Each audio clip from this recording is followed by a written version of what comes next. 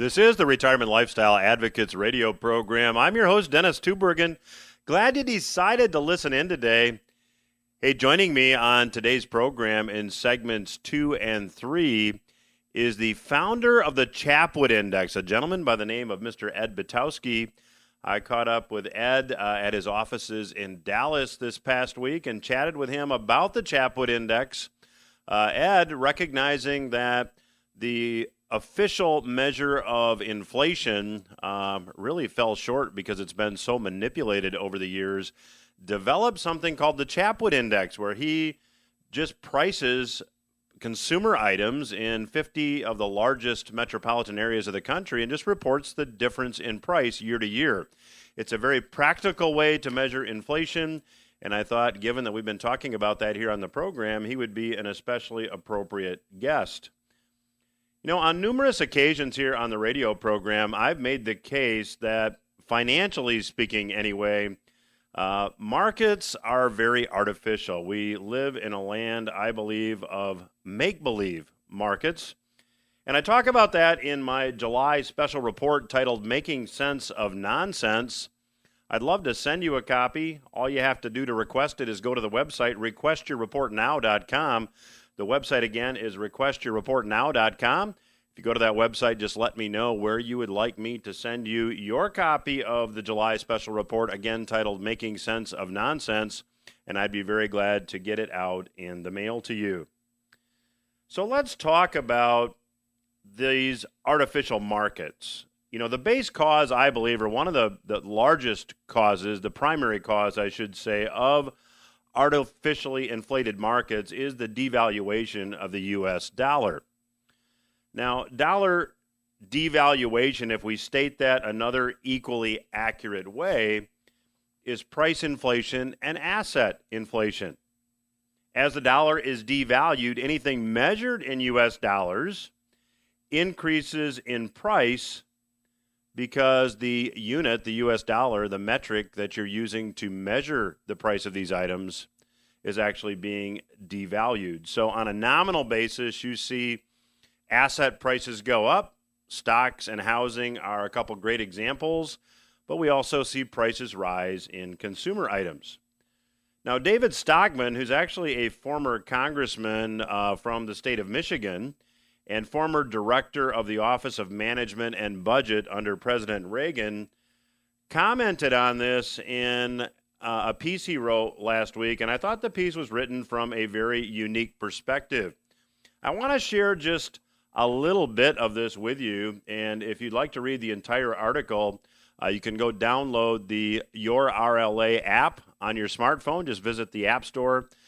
Go ahead and search under Your RLA, YOURRLA, and you can look at the recent Portfolio Watch newsletter, and there is a link to the entire article there, and I'd encourage you to do that. Here's just a bit of what Mr. Stockman wrote, and I quote, "Socialist central planning has been elevated to a new art form based on control of the economy from the commanding heights of finance. Central banks were once in the money business in the sense of securing its availability, liquidity, and stable value. But the contemporary Fed never says a peep about the place where money arises and dwells, the financial markets, while gumming endlessly about the Main Street economy and the condition of and its targets for the components and constituents of GDP. Now, Stockman says in the last 43 years, about the time that the U.S. dollar has been a fiat currency, total financial assets held by the household sector have increased by a staggering $100 trillion. Stockman in his article says that's a proxy for the massive levels of bank deposits, money market funds, bonds, publicly traded shares, and private equities that flow through the warp and woof of the nation's $21 trillion gross domestic product. Now, Stockman makes a really terrific point, which really demonstrates how artificial these markets have become. In the article, he shows a chart of the real Fed funds rate.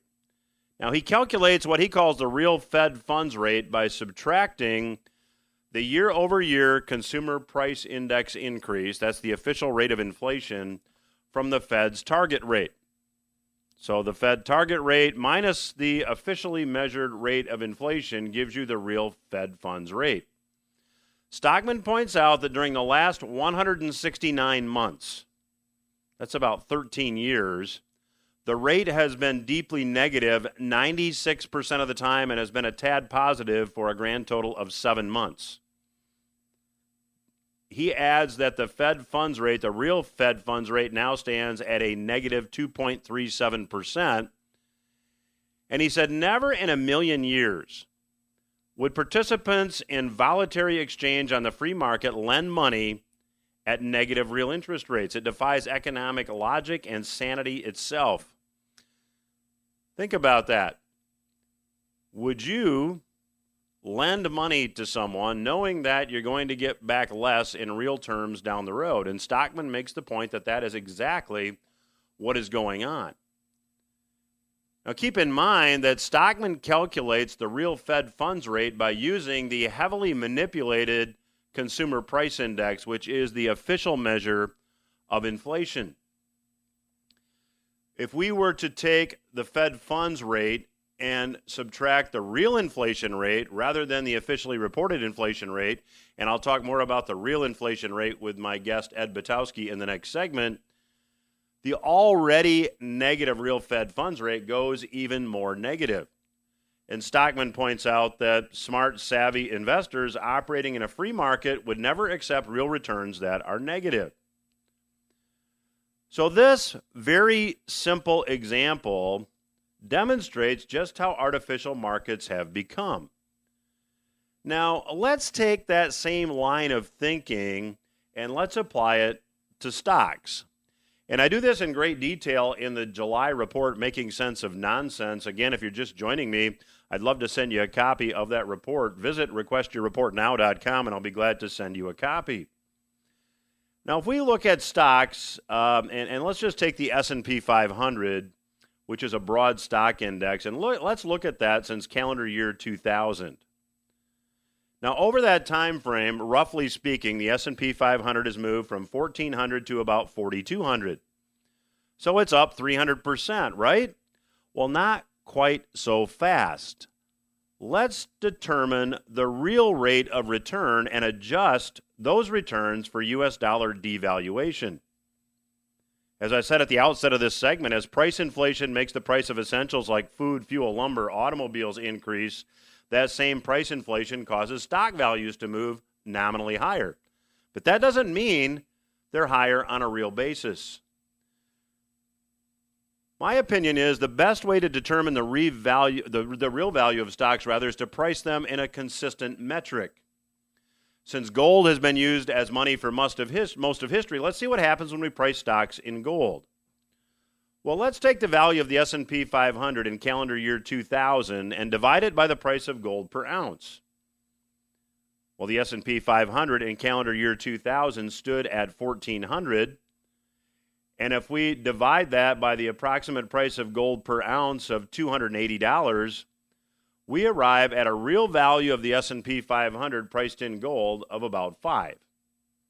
So let's take 1,400, divide by 280, and we get about 5. So put another way, in calendar year 2000, it took 5 ounces of gold to buy the S&P 500. Now let's fast forward to today. The S&P 500 stands at about 4,200, and the price of gold per ounce is about 1,800. So doing the same calculation today, taking 4,200 and dividing by 1,800, 4,200 being the level of the S&P 500 and 1,800 being the price of gold per ounce in U.S. dollars, we arrive at a number of 2.3. So today it takes 2.3 ounces of gold to buy the S&P 500 rather, and in 2000 it took 5 ounces. So are stocks on a real basis really 300% higher than 20 years ago? No, on a real basis, stocks are lower than they were 20 years ago. And despite that fact, stocks, in my view, are incredibly overvalued. Quick example would be if we take the total value of stocks, that's also known as market capitalization, and we divide that number by economic output or gross domestic product, we see that stocks now are more overvalued than at any time in history. At the tech stock bubble peak, prior to a decline in the stock market of more than 50% over nearly 3 years, we saw that stocks or market capitalization was 159% of GDP. Today, that number is 209%. So stock valuations, despite the fact that they're lower on a real basis, are now, based on the size of the U.S. economy, nearly one-third overvalued when compared to stock values at the tech stock peak. So on a real basis, in my view, stocks will go lower. And I talk about this in the July report, also give you some strategies to consider for your own financial situation. Again, as we approach the end of the segment, let me tell you to go to the website, requestyourreportnow.com, and I'll be glad to send you a copy of my July report, Making Sense of Nonsense. Again, the website, requestyourreportnow.com. I'll return after these words, and I will be chatting with Mr. Ed Butowsky, who is the founder of the Chapwood Index, which is an alternate measure of the real inflation rate. You won't want to miss my conversation with him. I'll return after these words. This is the Retirement Lifestyle Advocates radio program. I'm your host, Dennis Tubbergen. I'm chatting today with returning guest, Mr. Ed Butowsky.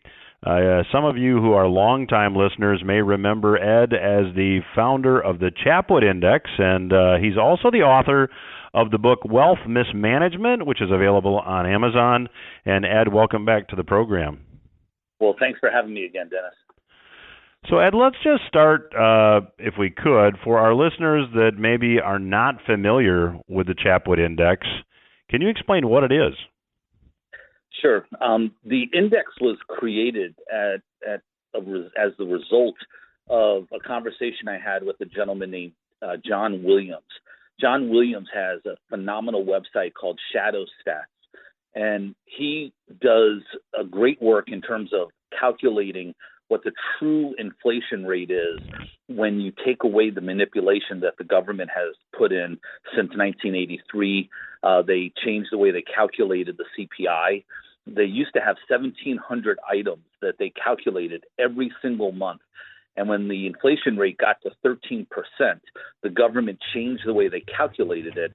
So it quickly went from 13% down to 3% the next year.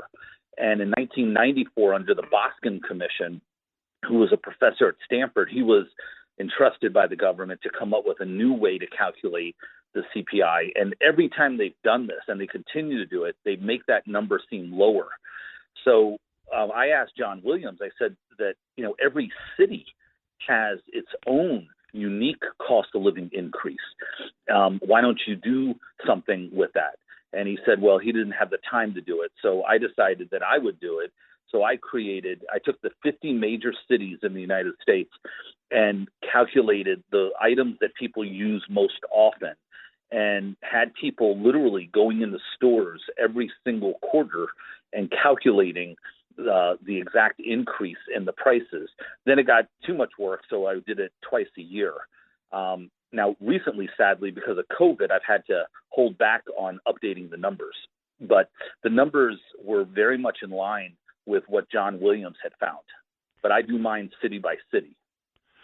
Well, it's interesting because John Williams has been a frequent guest here on the program as well, and he was on in the second week of June, and he is forecasting that we'll likely have a hyperinflationary outcome here. So let me just ask, Ed, going into COVID, so this would be early 2020, maybe 2019, give our listeners a bit of an idea as to, what the real inflation rate was based on your research with the Chapwood Index.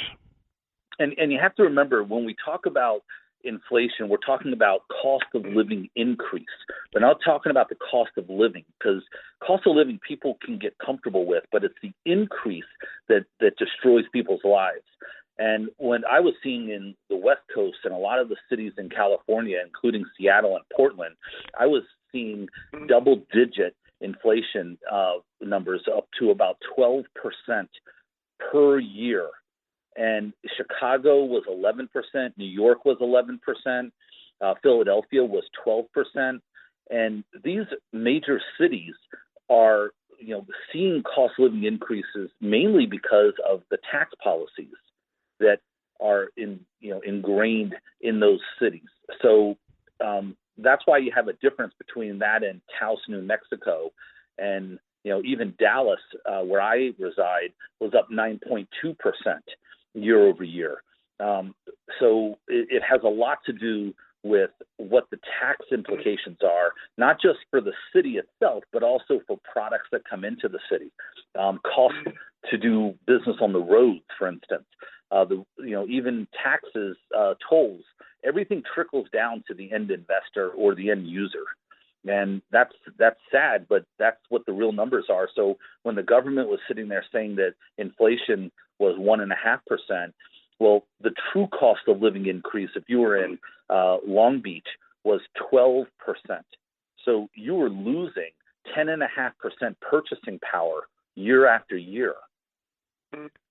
Well, Ed, when you stop and think about that, let's just use the 12% number, and I think John Williams estimates now that if we were to calculate the inflation rate the way they did pre-1980, I think it was in the 70s, that then Fed Chair Arthur Burns, as a result of food and fuel prices going up, said we need to take those out of the mix because it's OPEC's fault and it's the drought. It's not our policies, and there's been a lot of changes made through the years, but when you take a look at a 12% inflation rate and then take a look at how artificially low interest rates have been held, that creates a real problem for people that want to retire and maybe invest more conservatively, like a lot of people who are retired not only want to do, but perhaps should do. So yeah. What would you say to those people? Well, education is always the key, because if I was to turn to somebody without having any knowledge and tell them that they should be buying senior rate floating notes, they would look at me with a sideways look, because they wouldn't understand what I was talking about. But to me, that is an alternative to regular bonds. Right now, there's only 4 companies that trade on the stock market that are AAA rated. A lot of people don't know that. And that's Microsoft and, Singapore Telephone, and there was one other. I think it's Johnson & Johnson might be in there. It could be Johnson & Johnson. And maybe Walmart, but yeah. No, Walmart was not. Oh, really? But when you get to the education part and people say, well, I want AAA rated bonds, they're getting 0.2% on that. And, and AA rated bonds, they're getting 1%. And single A rated bonds are getting 1.5%. And so there's education to learn about alternative ways, because the need for income is always going to be there. But how people derive that income has to change based on where the artificially low interest rates are right now. So, Ed, given that we're seeing inflation emerge a bit more in earnest, and given that pre-COVID you were seeing 10 to 12% actual increases in the cost of living, where would you estimate that the real inflation rate or cost of living increase has gone in the last year? It's scary to think just how high the cost of living increases. And if you notice, I avoid saying the CPI because of its manipulation. But I would say that across the board, we're probably looking at 15% cost of living increase. When you look at gas and taxes and food, I mean, everybody can see, just how much food has gone up. I went the other day to Costco to buy some steaks, and I got 6 steaks, and they were $120. And these were ribeyes, and my wife said, well, this is normal. And I thought, my goodness, we got to stop eating this. I mean, it's just ridiculous how high everything is. And if wages don't increase to compensate for it, we're going to have ourselves a real problem in this country. So, Ed, when you mentioned that wages do need to increase to allow people just to meet their daily living expenses, It seems that that's not what's happening. It seems that we have stagflation. It seems that we have, economic contraction. We have really, to some extent, more stagnant wages, especially at the lower end of the pay scale, and yet we have this inflation. Now, would you agree with that? And then, secondly, in your view, how do you think it ends? Well, I'm happy you said the word stagflation because that's revisiting from many, many years ago. But that's actually what we do have. With the exception of high unemployment, which some people will argue, we still have a lot of jobs out there that need to be filled. But if you look at inflation is rising and cost of living or an income is down, what you have to have is an increase in wages. And, now people are arguing about minimum wage, which I don't believe really plays a huge role in the overall economy. There's a lot of cities and a lot of states that are increasing minimum wage, and that's not making a big change. I mean, you're looking at if you were working $10 an hour, making $10 an hour at a 40-hour week, you were making $400. If you increase that to 15, you're making $600. Well, I mean, that's not going to change your life. And it's not going to increase the amount of money into the system that's being used. So how this thing ends is going to be, really just an ugly scenario where we're going to see hyperinflation. We're going to see people who just can't make ends meet. You're going to see, real estate prices continue to soar, and products continue to go up in price, but we're not going to have wages there to compensate for it unless you're a one percenter. Well, certainly, Ed, that when you take a look at the 1% have done quite well over the last year, and yet I recently read an article that reported that 1 in 4 Americans now, the lower quarter of the earnings segment of society, if to use that term, is now having difficulty making ends meet. And then we've got rent moratoriums, which were extended through the end of July, and we're talking here approaching mid-July now. That's going to be, I believe, a big headwind moving ahead. Well, it should be. I don't know how many people have taken advantage of the rent moratorium, but if I was in an apartment and I was offered the opportunity to have a rent moratorium, I would take it. And I think a lot of people probably have. So, again, it's just, I don't know how many different ways we can say how ugly it could be and it's going to be, but we're absolutely in a unprecedented situation that we're going to see rising costs and less money in people's pockets, which is, ultimately what that should cause is prices to come down. But you're not going to see that because commodity prices have risen so much. Well, my guest today is Mr. Ed Butowsky. He is the founder of the Chapwood Index. The website is chapwoodindex.org. He is also the author of Wealth Mismanagement. I'll continue my conversation with Ed when RLA Radio returns. Stay with us. I'm Dennis Tubbergen. You are listening to RLA Radio. My guest today is Mr. Ed Butowsky. Ed is the founder of the Chapwood Index. He is also the author of Wealth Mismanagement. And Ed, we talked about the fact that cost of living will likely continue to go up.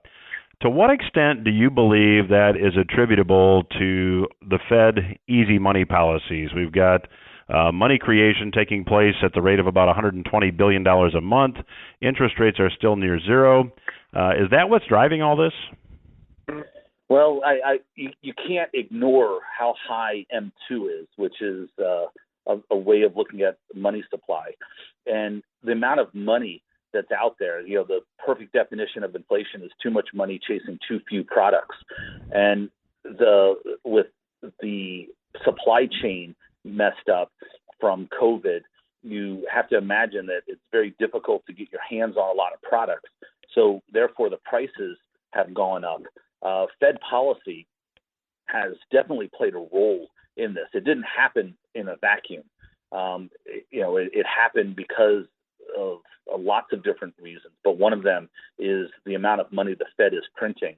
and that money has gotten into the economy as evidenced by M2, and so you have a tremendous amount of inflationary pressures that have been basically designed by the Fed, and the Fed isn't recognizing it. They believe that it's transitory, and the way you combat inflation is to raise interest rates, and they're not willing to do that. Although I've heard, from some people, just like anybody else has heard, that they might raise the Fed fund rate and the discount policy by 1/4 of a point before the end of the year, but that's not going to squelch inflation at all.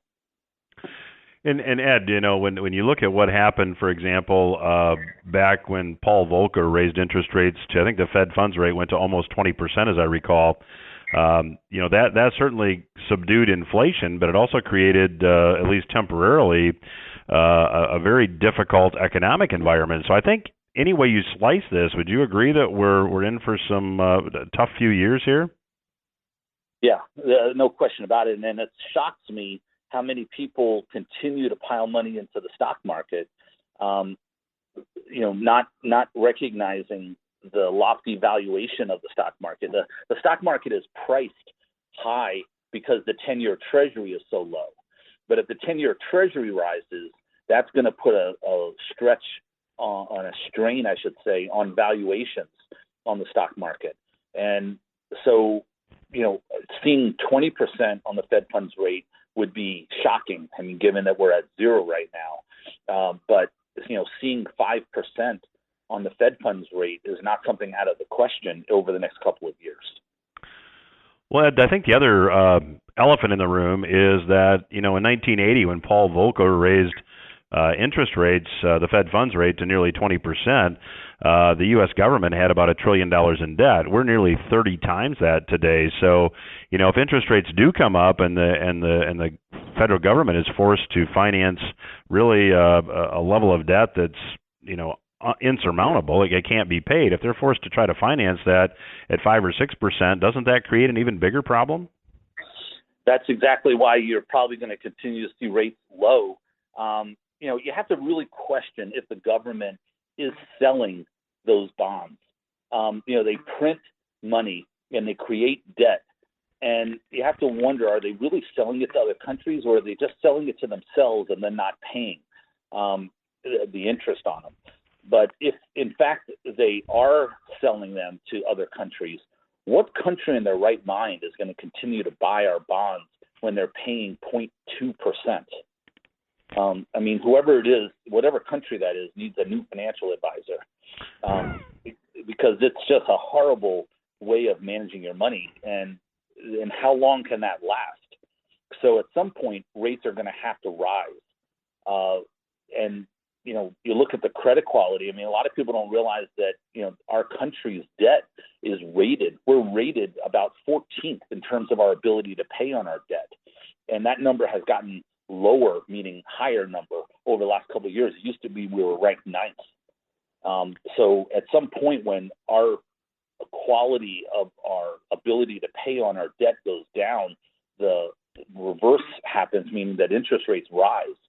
And so at some point, if we get to 5% and we have we'll call it $30 trillion, that means we have 1.5% or $1.5 trillion goes to just pay interest, and we bring in about $4 trillion in tax revenue a year. So we're really at a really dicey part of, I would say that's about 30% of what we bring in would go to pay interest on our debt alone. That's scary. Yeah, and Ed, I think when you talk about John Williams, and you referenced your work with him and conversations with him in the first segment, I think that's why he's predicting a hyperinflationary outcome, as is Alistair McLeod, and they're saying this could happen sooner rather than later for the reasons that you just articulated. Would you agree? Yeah, well, those gentlemen are a lot smarter than I am. I learned from them, but I would have to say that there's really no reason for that not to happen, unless there's some sort of, some people say, well, why don't we just tell everybody to forgive our debt and just let it, just erase it? And I can't imagine that that's ever going to happen. So I don't see any other alternative but to see hyperinflation. So, Ed, let's talk a little bit about your book and talk a little bit about what advice you might give our listeners. Explain to the listeners the motivation behind your book, Wealth Mismanagement. Well, I was in the industry. I grew up at Morgan Stanley, and for many, many years, I would sit there and sell the mutual funds and sell the different products that Morgan Stanley had presented, and did very well. I was one of their top producers in the country. Only when I left Morgan Stanley and I got with a gentleman at Wharton did I really learn about wealth management. And I sat in on a couple of institutional meetings, meaning that meetings where he would have with groups that were very large endowments and foundations. And there was a whole different language that was spoken. And it had to do with Sharpe ratios and regression analysis and all these other terms that I never got when I was at Morgan Stanley. So I quickly became a student of investing and realized that the majority of the portfolios that retail investors are given by their brokers are inefficient, meaning they're taking too much risk for the expected rate of return. And the rate of return, oftentimes people don't know what rate of return they need to make because they don't factor in the cost of living increase. So I created 8 metrics that I highlight in the book about how to evaluate a portfolio, and realizing that what I ended up doing was really going after people in my industry, but not because I didn't like them. It was because the whole industry is one where people are not trained properly on how to evaluate a portfolio, and it's not their fault. It's the firm's fault for not understanding portfolio management. So wealth mismanagement is starts off with how I got to where I was or where I am now, and it highlights exactly how you should evaluate a portfolio. And I created the CHIP score, which stands for Chapwood Investment Portfolio Score, and it's a way for anybody can go there to my website, chapwoodinvestments.com, and pull down the CHIP score and fill out the information and find out what their score is. Because it always bothered me, Dennis, that there wasn't a way to score portfolios, that people chose financial advisors based on a friend's recommendation or the name of a firm. But that's not how you should choose a portfolio or a financial advisor. You should get in writing what their recommendations are, and then be able to study and analyze the probability of a loss in the next 12 months based on what they recommended to you, the amount of money at risk in the next 12 months. And I created a term called variance drag phantom tax, which has to do with what your standard deviation is relative to your historical rate of return. And your standard deviation should be 80% or less than your historical rate of return.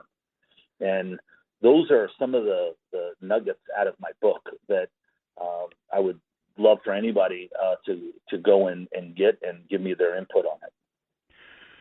Well, Ed, given what you just stated, and in the first segment you alluded to the fact that stock valuations are really at nosebleed levels, to use that term. I think using the Buffett indicator, market capitalization to gross domestic product, we've got valuations now that are about a third higher than they were at the peak of the tech stock bubble. What's your view for traditional asset classes moving ahead, which are often stocks and bonds, or stock funds and bond funds?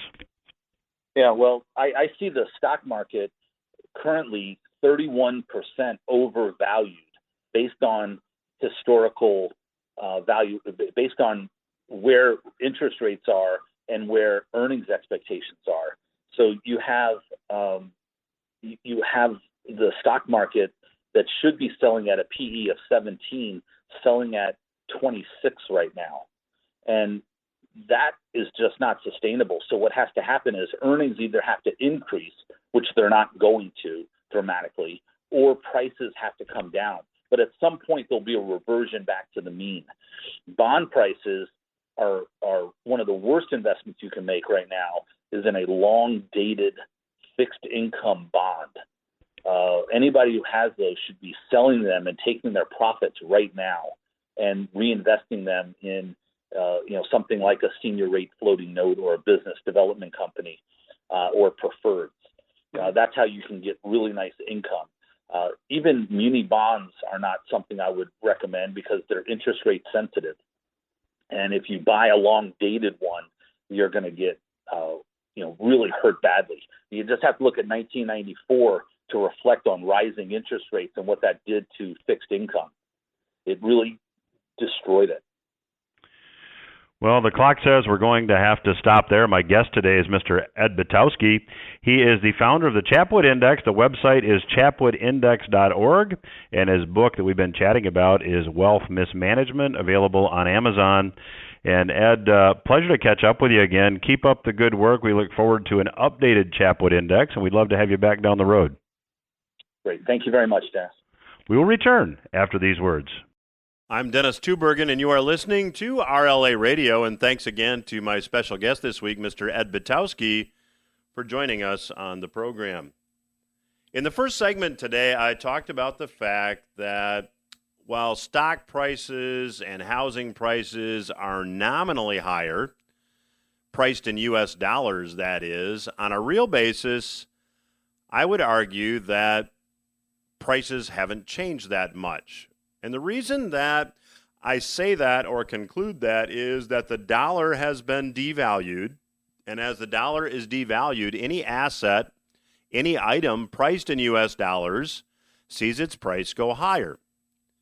Now, in the case of stocks, I gave you the example of the Standard & Poor's 500, which is a broad stock index, and compared the value today to the value about 20 years ago.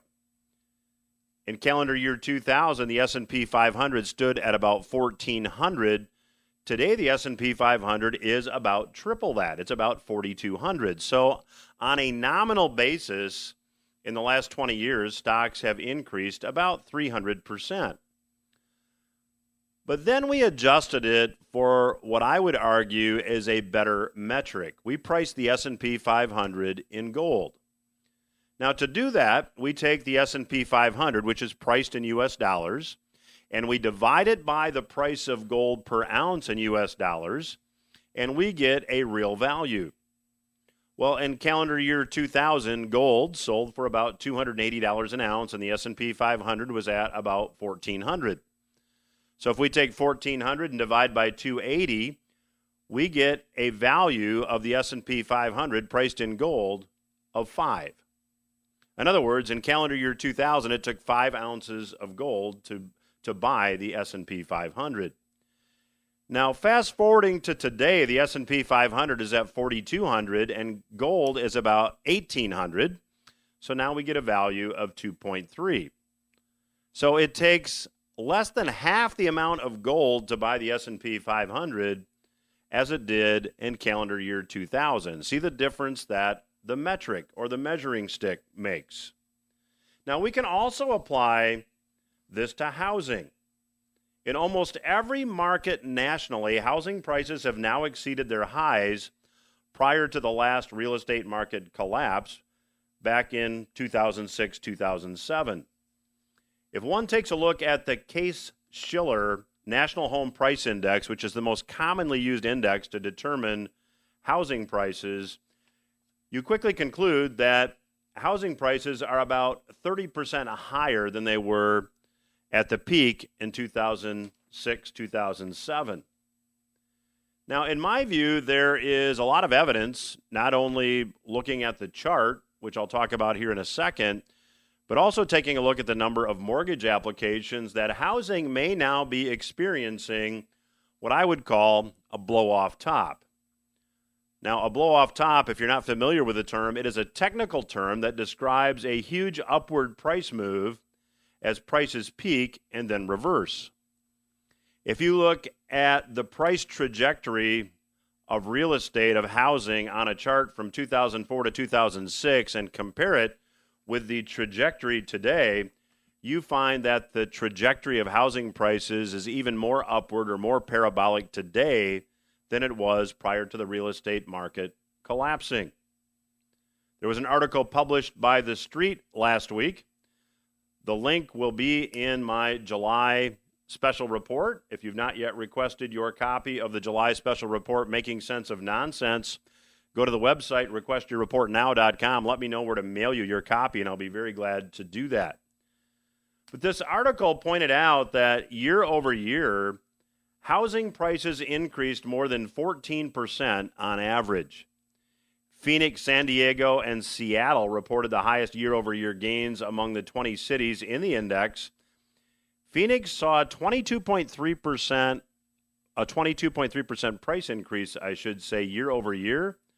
San Diego was 21.6%, and Seattle was over 20% as well.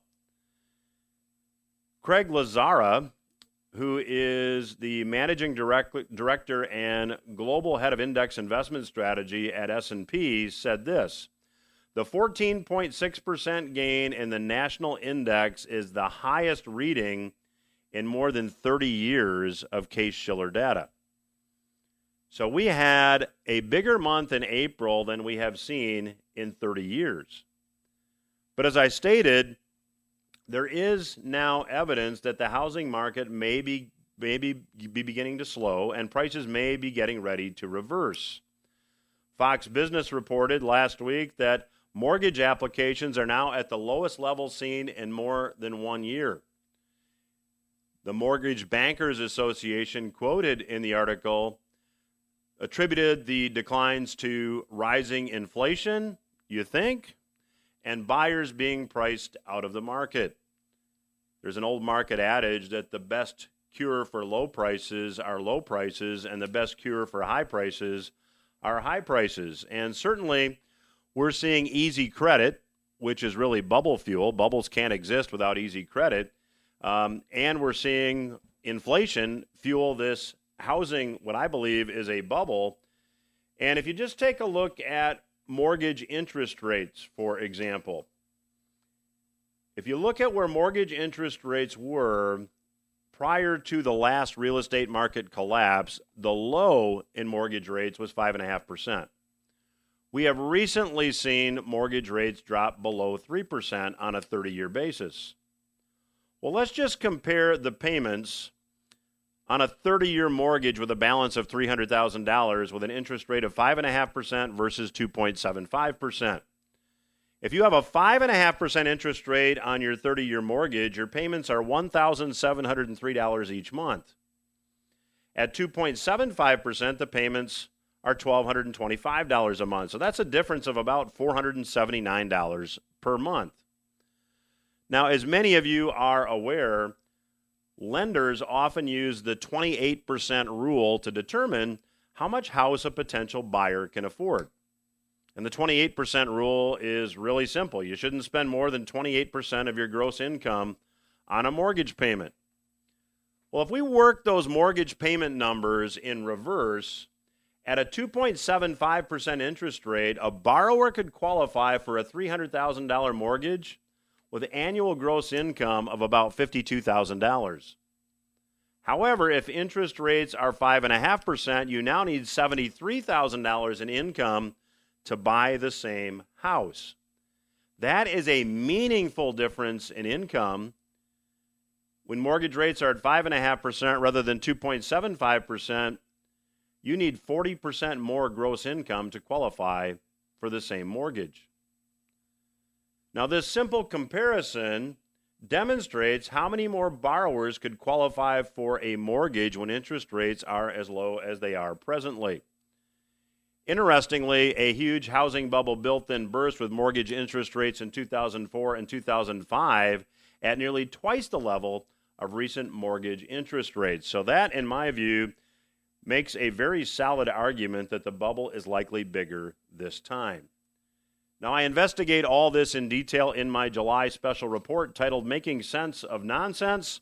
Visit the website requestyourreportnow.com, and I'll be very glad to send you a complimentary copy. The website, again, is requestyourreportnow.com. And be sure to tune in next week. I will be having an interview with billionaire investor Jim Rogers. I intend to interview him via Zoom from his offices in Singapore. That will be on next week's program. That's all the time I have for this week. I'll be back again next week. Hope you got something you can use.